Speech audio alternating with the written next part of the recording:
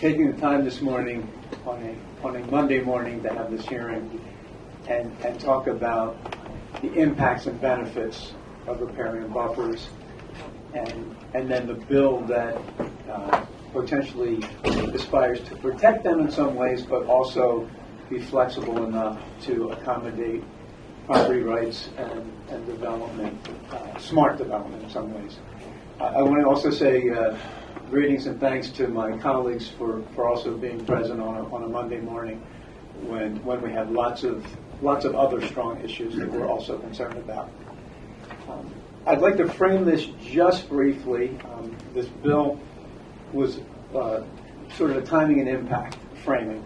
The bill was originally introduced by Senator Bob Mensch.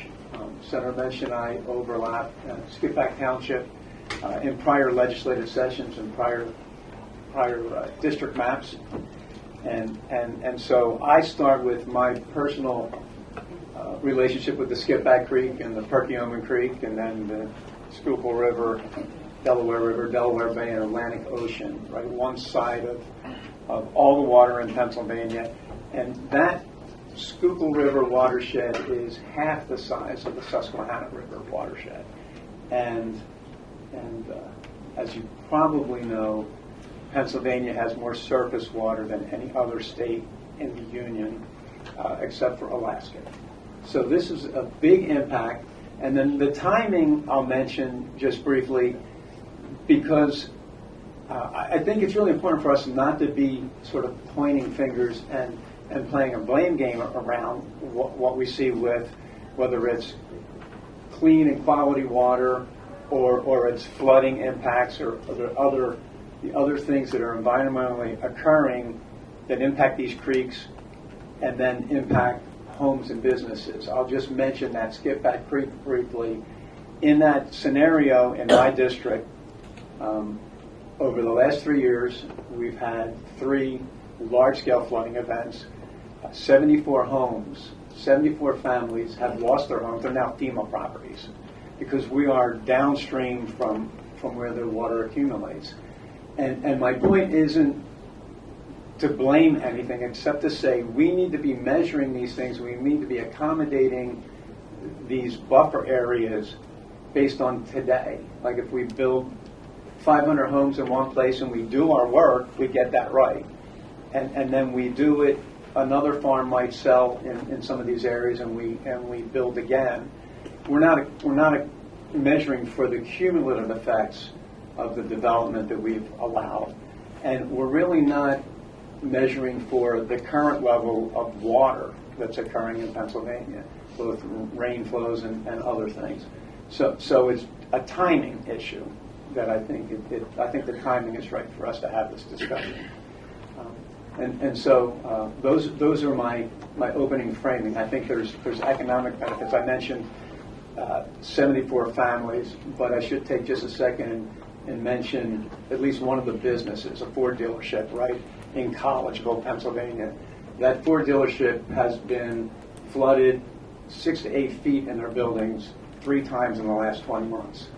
And you know, they can move the cars. They got the cars, they're mobile. We moved those to higher ground.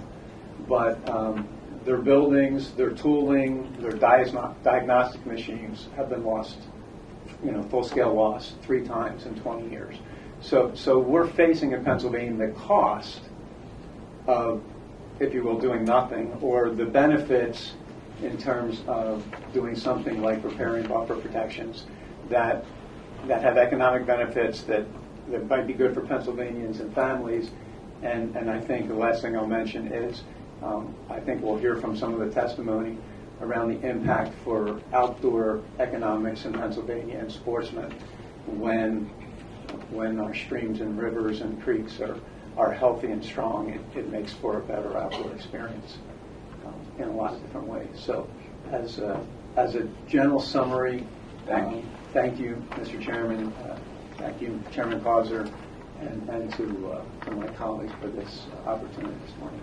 I'd like to remind you that Article 1, Section 27 of the Pennsylvania Constitution, what I call Pennsylvania's Green Amendment, protects the environmental rights of all Pennsylvanians and creates a duty on you, the government, to protect the state's natural resources for the benefit of present and future generations. One of the best ways to honor these constitutional rights and obligations is to support HB 1275 and to protect the streamside buffers that protect our communities and environment. The USDA estimates that over 1/3 of Pennsylvania's streams and rivers riparian areas have either been converted to some other use or been degraded. In the Chesapeake Bay Basin alone, it is reported that as much as 60% of streamside forests have been removed or severely impaired. These numbers are quite staggering, particularly given the many benefits forested streamside buffers provide. Take a drive through any community and you will see how streams without meaningful forested or vegetated buffers are literally washing away public and private lands, the public and private lands that they flow through. Homes built close to creeks and rivers become increasingly impacted by flooding. But when the rain falls in areas with meaningfully sized buffers, as provided for by HB 1275, you can see the water slow down, spread out in vegetated areas where it inflicts no harm and actually reaps the benefits of being cleansed and soaked into the soil or taken up by vegetation. And the buffers themselves stand as beautiful enhancements for the community. Recognizing the many irreplaceable values of forested buffers, Pennsylvania has developed programs to accomplish the goal of planting 95,000 acres of riparian forest buffers across the Commonwealth by 2025, excuse me. This takes time, it takes money, and it takes resources. And it makes no sense that while the state is investing in restoring forested buffers across the Commonwealth, that it is simultaneously failing to protect the forested buffers that we still have left, or to ensure that new development and or redevelopment projects are protecting and restoring forested buffers that will help avoid and mitigate the pollution, the stormwater, and the other impacts the new development will inflict on communities, while also providing that development itself the many environmental, safety, and economic benefits that buffers provide. In Pennsylvania, there is no science-based statewide mandate to proactively protect or restore buffers at a basic level for all streams and all rivers, and thereby to ensure all of the safety, the environmental, and the economic benefits that buffers provide. HB 1275 will remedy that. For land development projects requiring state or local approval, HB 1275 sets minimum requirements for riparian buffers along all waterways in the Commonwealth. The buffers required are designed in accordance with the wealth of scientific research and data on minimum buffer widths necessary to accomplish the essential benefits healthy and forested buffers provide. I'm confident that the testifiers speaking after me will demonstrate the unrivaled and cost-effective benefits that forested buffers provide our communities. In keeping with the science, House Bill 1275 ensures protection or restoration for minimum 100-foot riparian buffers with appropriate native vegetation along all streams in the Commonwealth. If a stream is designated high quality or exceptional value, the minimum protection is 300 feet. If a waterway has been identified by the state as impaired pursuant to the Clean Water Act, then the buffer requirement is 150 feet. The bill is carefully crafted with numerous exceptions to accommodate existing land uses or other state priorities. For example, for existing land uses, there is clearly no expectation that current property owners install forested riparian buffers or remove existing structures. Only when there is some level of expansion, relocation, redevelopment, or abandonment of use must buffer protections be honored. Exemptions and modifications also exist for, among other things, agriculture, transportation and utility projects, stream restoration projects, a single-family residence where the home and the buffer mandate come into conflict because of the size, the shape, or the topography of the property at issue. Multi-use trails and pathways are among other things that are given exemptions. Other elements in the bill help to accommodate specific local conditions within a community or on a property, such as allowing for buffer averaging in certain circumstances to provide some flexibility on buffer widths, or offering credit for additional density elsewhere on a development site if there is a loss of developable land due to the buffer obligation. Variances are also available to avoid concerns about taking a private property and to ensure essential public needs are still met. Passage of HB 1275 will ensure clear, positive, and protective buffers are factored into all applicable local and state mandates and decision-making. As a result, essential buffer protections can be proactively incorporated from the earliest stages of development, design, and approvals when it is easiest to accommodate them.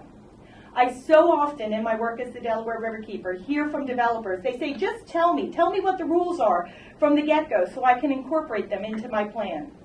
It is when the expectations change from one decision-making body to the next that there is confusion, cost, upset, and difficulty for developers. With HB 1275, the requirements, the expectations, and opportunities with regards to buffers are clear from the beginning so they can be effectively and cost-effectively included into every development effort. The proposed legislation creates a partnership between municipalities and the state to advance essential buffer protections. HB 1275 allows municipalities to take the lead in crafting and implementing essential buffer protections if they choose. This allows municipalities to incorporate the specific needs, goals, and qualities of their community and its landscape into the buffer requirement, so long as it abides by the requirements in HB 1275. But if a municipality chooses not to act, it can count on the state for essential buffer protections. You're at 7 minutes. Because we have no science-based minimum buffer protections that apply across the Commonwealth, many communities at the bottom of a stream's watershed, often communities of color and low-income communities, are the ones suffering the brunt of the flooding, erosion, pollution, and danger because of their upstream neighbors who choose not to ensure proper buffer protections. This legislation will ensure all communities, upstream and down, get the benefits of buffers protected to the degree that science recommends. Whether your priority is the environment, the health and safety of our communities, or jobs and economic development, this legislation is essential. Thank you. Oh, thank you, Maya. Okay, let's open it up to member questions. Marty, do you have any questions? Thank you very much for your testimony. And I think the members of this committee probably understand better than most the benefits of riparian buffers. My concern is, you cite the Environmental Rights Amendment, but what my main concern is the taking of private property rights, because the language in the bill is a one-size-fits-all approach that dictates a certain buffer requirement, and then if you get into high-quality, exceptional value, it's double or triple that. So that's a significant taking of private property rights. And from your experience, can you compare the current regulations, what we have right now, it's earth disturbance of more than an acre, to what you're envisioning in this bill? So first, I just like to I think it's very important for us to recognize that when people undertake activities on their own private property, it has implications for the private property rights, health and safety, and economic value of other neighboring properties or those who are downstream. And so it is very appropriate that we have legislation that ensures that when people are undertaking activities on their properties, it's not having adverse consequences for others. And of course, the requirements with regards to takings absolutely allow the state to use their police powers in order to protect others in the community from harm. And so the buffers protection and land use requirements of this kind are not just appropriate, but I would suggest that they are actually an expectation of government obligation to protect the property rights of all people. I don't agree that this is a one-size-fits-all piece of legislation. There are lots of exemptions and variances and opportunities to accommodate the varying differing situations that might happen on properties. We certainly do not take through this legislation. There is not a taking of all economic value or opportunity for use on a piece of private property. Where there will be more significant limitations because, again, the size or the shape of the property, the legislation envisions that and accommodates that. The problem with our current regulations is that our current regulations only provide buffer protections at that 150-foot level for exceptional value and high-quality streams. Approximately 30% of the streams in the Commonwealth meet the definition of exceptional value or high quality. That means over 70% of the waterways across the Commonwealth are not protected by minimum buffer obligations. The other thing is, those are pursuant to the 1 or 2 regulations. And in 2014, I think it was, Act 162 was passed that even weakened those minimal protections for that limited body of waterways across the Commonwealth. Under Act 162, the buffer mandate was actually replaced with an opportunity to use other management practices that are far less effective at addressing the pollution, the stormwater, the erosion issues associated with inappropriate land development strategies. And those management practices similarly don't provide the other multitude of benefits that buffers provide in terms of flood damage reduction, protecting downstream communities, shading, and more. So I appreciate your concern very much. I think that HB 1275 was well crafted and carefully crafted to ensure that all property owners are receiving fair and due protection. Well, I disagree with your assessment, but I'll give you an example. Back home in my district in Potter County, for example, nearly every stream is high quality, exceptional value. And when you start talking about a 300-foot setback on each side of the stream, you're taking a lot of private property. So it would be a huge concern to take that level of private property using police powers, as you stated. And I think the members of the committee need to take that into consideration because it to me definitely appears to be an illegal taking. But I appreciate your testimony. So being an attorney, I would disagree with you on the takings, and I think it's wonderful that your community has the benefit of so many high quality and exceptional value streams, but there are many, many other communities that don't have that. And one of the reasons why waterways maintain that highest quality is because they are the fortunate beneficiaries of buffers that do exist, whether they were legally mandated or not. And so I suspect that may be one of the reasons why you have so many wonderful waterways in your community. So congratulations. I think we have a number of successful voluntary riparian buffer projects out there. I just don't think that we need a one-size-fits-all approach as envisioned as well. Well, the thing is, the bill doesn't do one-size-fits-all. There are many exemptions and variances, and because the municipality gets to go first, the municipality actually gets to take into consideration all of the unique qualities of a community when designing the buffer that they would like to have for their community. It's only when the municipality decides to not take action and to instead rely upon the state that you're going to have an approach that doesn't have all of those unique qualities embedded into the ordinance, but you still have the procedural pathways to get those modifications, those variances, those exemptions that are necessary to ensure that everybody really is getting the value and the benefit of these buffers. I've looked at the exceptions, and they're not actually that broad. And you have to understand, in rural communities across the state, they're going to want nothing to do with this. So then all of a sudden, you're going to see the Department of Environmental Protection be the enforcement person enforcing a bill like this, and it's going to be very problematic. So I have to disagree with you there too, at least in my experience as a Delaware Riverkeeper, and I've had the honor of serving in that role for 30 years.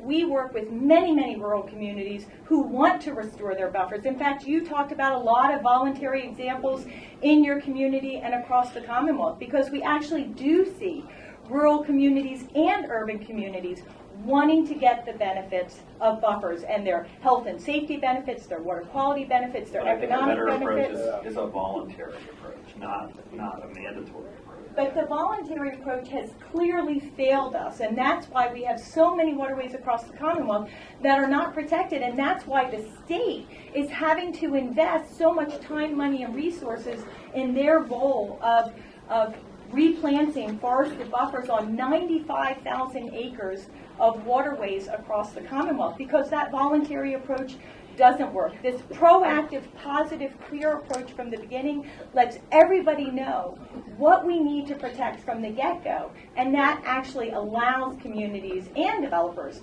to accommodate those protective strategies as part of their development plan. And again, developers get lots of benefits, but I so too disagree, do the ma'am, but downstream I appreciate your communities. testimony. Thank you. Okay. Well, this is a great dialogue, great back and forth, but it looks like the time in this segment has elapsed. Thank you, Maya, for your testimony.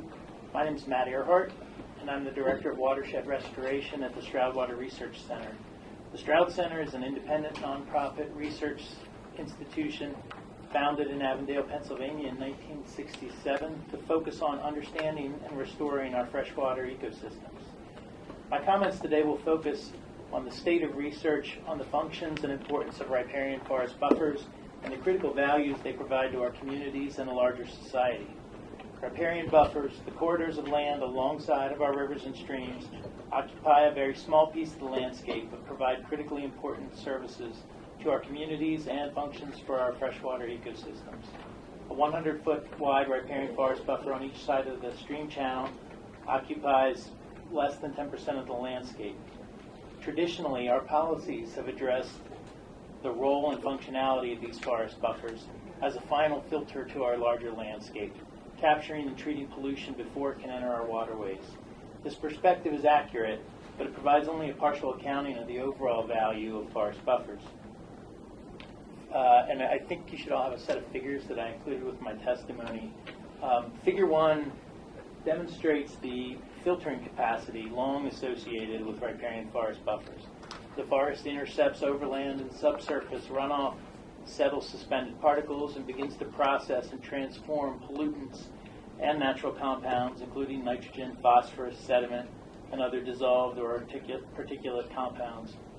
The carbon-rich layer on the forest floor provides the substrate and food for a diverse microbial community that consumes and processes these nutrients and compounds. Figure number 2 highlights the importance of buffer width in enabling sediment removal, with the fine particles, silts, and clays being captured after 35 to 50 feet. Preventing these small particles from entering our waterways is critical because they bond with other molecules such as phosphorus and herbicides, including atrazine, as highlighted in Figure 3. You may note that not only are wider buffers critical, but forest buffers significantly outperform grass buffers in treatment capacity. Some additional pathogens of public health concern, such as cryptosporidium spores and giardia, also behave as particles and may be captured in riparian forest buffers before they reach our drinking water systems. As Pennsylvania has strived to address non-point source water quality concerns over the past decades, we've had very limited success in creating enough improvement to remove our rivers and streams from the impaired waters list described in Section 303D of the Clean Water Act. Almost 33% of Pennsylvania's river and stream miles remain impaired, 28,892 miles according to the 2022 Integrated Water Quality Report. It's important to recognize that impaired streams have typically lost about 90% of their biological components. Many more of our streams suffered from significant degradation but do not trigger the impairment status. This ongoing challenge in addressing impairment stems in part from our hyper-focus on nitrogen, phosphorus, and sediment. In addition to the filtering functions previously described, riparian forest buffers provide additional functionality that's critical to improving the health of our rivers and streams. Trees provide a variety of critical functions for our stream systems. Shade and its impact on air and water temperatures may be of the utmost importance. Stream temperature is often benchmarked by the needs of trout, Pennsylvania's primary recreational fish. Rising temperature adversely affects trout at about 65 to 68 degrees Fahrenheit, and as you can see in Figure 4, That loss of trees along the streams results in extended periods of time above 68 degrees, which may preclude healthy or even viable trout populations. Other thermally sensitive fish, aquatic insects, and other organisms essential to the stream ecosystem respond similarly to the temperature stress. The occurrence of extended heat waves and drought conditions exacerbate the temperature challenge for our streams and their inhabitants, making our forest buffers more critical. Healthy forested streams also provide essential ecosystem services. These streams become treatment systems with up to 5 times the organic processing capacity and 2 to 9 times the nitrogen uptake of meadow streams. Figure 5 provides a depiction of the food web that leads to those performance outcomes. As our communities and the larger society work to improve our local stream, avoid total maximum daily load goals, and meet downstream goals for the Chesapeake Bay, these increased outcomes become critically important. The increased pollution processing is enabled by the temperature impacts, as previously mentioned, inputs of appropriate carbon sources as food, and an improved habitat structure. Forested streams have a much more variable habitat structure within the channel. They create and maintain deep pools, shallow riffles, large woody habitat, and leaves that are a critical food source for our native stream fauna. Streams with wide forest buffers are generally 2 to 4 times wider than unforested streams. Figure 6 illustrates how, even along the same stream, the unforested reaches are significantly more narrow than the forested reaches. This is critical because the biological activity in the stream occurs on the bottom and in that substrate, so a wider stream provides proportionally more area for the stream to work for us, providing efficient processing of dissolved and particulate materials. Additionally, trees provide the carbon source or food that drives a healthy stream's ecosystem in 2 ways. As seen in Figure 7, the direct inputs of leaf litter, twigs, and limbs provide approximately 1/3 of the stream's energy. Water infiltrating and seeping through the forest floor like water flowing through a tea bag leaches carbon compounds, known as dissolved organic carbon, into the stream. This dissolved carbon provides almost 2/3 of the stream ecosystem's overall food and energy. Riparian forest buffers also provide structural integrity and reduce erosion and meandering, as demonstrated in Figure 8. Large woody debris from the streamside forest is also instrumental in providing fish habitat. Matthew, you have one more minute. The large woody debris from the streamside forest is also instrumental in providing fish habitat, as well as structural and hydraulic variability, as seen in Figure 9. Further, the forest buffer provides increased filtration and precludes built infrastructure or other activities in the buffer zone which may be impacted by flood events. A forested stream corridor is more resilient in the face of changing rainfall patterns and land use, enabling the stream channel to adapt and respond to changing conditions.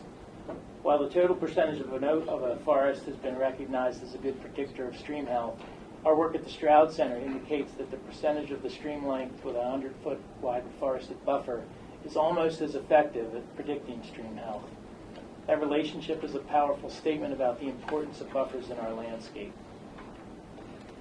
I'd like to thank the committee again for the opportunity to present this information. I'd be happy to answer any questions or provide additional materials. Thank you. Oh, thank you. Marty, do you have a question or a comment? Thank you, Mr. Chairman. I guess my only question is, you didn't state specifically whether you support the bill or not. I'm curious as to whether your organization supports the bill. We do support the bill. We're very active in the implementation of voluntary buffer implementation across the state. We feel that as previous testifier noted, it's a little ironic that we're spending a lot of money restoring forested buffers along our stream while we're losing them at the same time. Thank you. Representative Friel. I noticed in your figures, it looks like after about 100 feet, it kind of tails off. We're about 90% efficiency in terms of the size of that buffer. In this bill, there's a part of the bill that says that 300 feet for the high quality streams. Can you just speak to that a little bit? If you believe that 300 foot is necessary, or where's the kind of Sure. there? So that figure, the sediment figures, are a composite of a lot of different research studies from all across the nation, and that's sort of an average number. Certainly, there are areas where more width is required, particularly in areas of additional slope, which is captured in the bill. There's also, I think, an imperative to maintain our healthy systems, and that maintenance of the healthy system is different than just sort of removing it from the impaired water source. And then just you mentioned that we're losing, as we repair, the irony is we're also, losing a lot.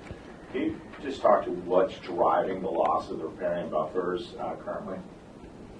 And so I think the losses are largely the same as they've been with development front and center.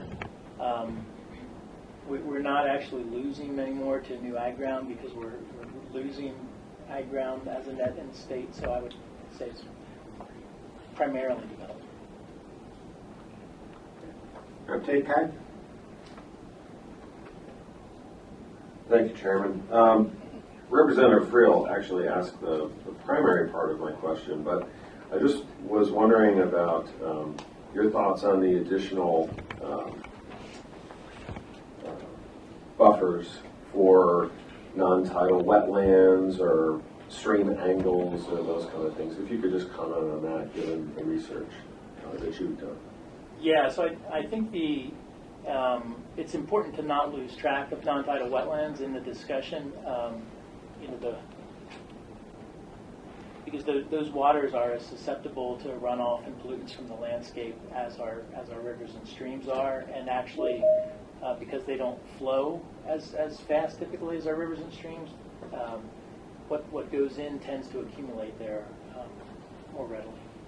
In summary, Chapter 102 already protects riparian buffers from development. This is a drastic expansion that will unfairly impact existing homeowners and render large portions of private property undevelopable or unusable.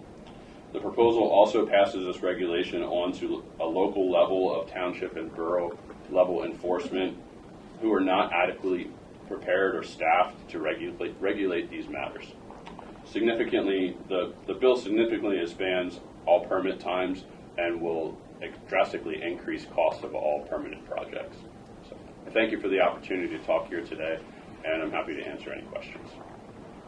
Well, thank you for your testimony. Marty, do you have a comment or question? Thank you very much for your testimony. I'm interested from your perspective, because you obviously have a lot of knowledge in this field, if you can provide us with a comparison of the regulations that we're dealing with right now in this space versus what is proposed in this bill, and how you would compare the two. So when I got into the industry over 20 years ago, a permit was required for a development activity of 5 acres or more. Several years ago, that was reduced to a 1 acre project. So at this point, the regulations imply that a development is any earth disturbance over an acre, which is basically a home site at this point. So we're basically covering the required for riparian buffers under the current regulations. This just passes it through to existing homeowners and other property owners that aren't actually doing development activities on a traditional basis. They're just living in their homes, improving their homes, and expanding upon how they're using their properties.